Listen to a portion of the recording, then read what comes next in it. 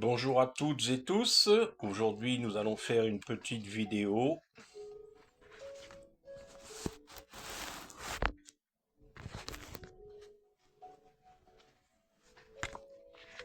pour vous parler des fréquences des cristaux.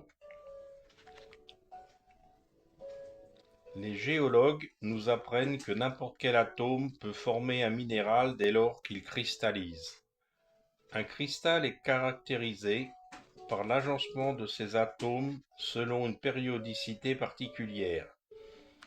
Il propage des ondes électromagnétiques car le déplacement de ces électrons crée des bandes d'énergie, des vibrations. Le quartz, par exemple, vibre à 33 kHz. Les cristaux possèdent une structure vibratoire différente selon leur nature.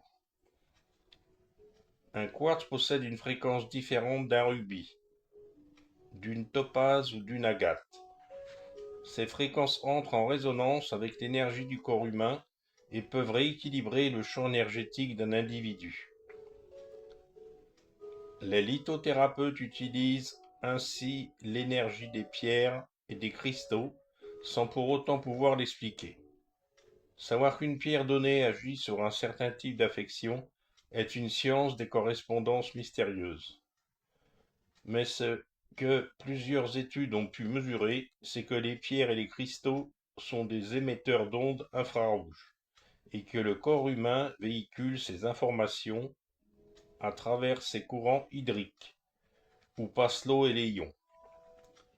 De nombreuses expériences ont mis en évidence l'existence de la résonance vibratoire et énergétique entre le cristal et nos cellules. La sungite et l'obsidienne, entre autres, sont connues pour protéger le corps des effets nocifs des ondes électromagnétiques, des téléphones portables et du Wi-Fi. D'autres expériences ont mis en évidence l'énergie présente dans les cristaux, cherchant à prouver qu'ils pouvaient en augmenter la charge. Mark Connings, physicien de l'Université de Californie à Berkeley, entoura un quartz de fils électriques afin de faire résonner le cristal et produire plus d'énergie qu'il n'en recevait. Après qu'il eut expérimenté différents ampères et voltages, le cristal se mit à sonner et à briller d'une couleur émeraude.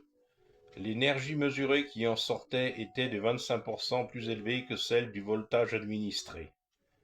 Cette expérience prouva l'existence d'une énergie vibratoire dans le cristal et le fait qu'une énergie libre puisse en sortir. De nombreux scientifiques travaillent sur ce concept d'énergie libre. Certains pays comme l'Inde ont même alloué des fonds très importants à des programmes de recherche qui lui sont consacrés. Des technologies révolutionnaires verront peut-être le jour face aux conséquences du réchauffement climatique. On imagine l'impact qui pourrait être le leur. Comme dit le physicien Nassim Haramein, l'univers est rempli d'énergie. Nous ne pouvons avoir été mis ici sur Terre pour en manquer. Nous devons juste apprendre à bien l'utiliser. Voilà des choses qui me semblent primordiales pour comprendre que tout est vibration. Chaque chose est vibration, même chaque être vivant, minéraux, solide, liquide, tout est une question de vibration. Voilà, je vous laisse méditer ces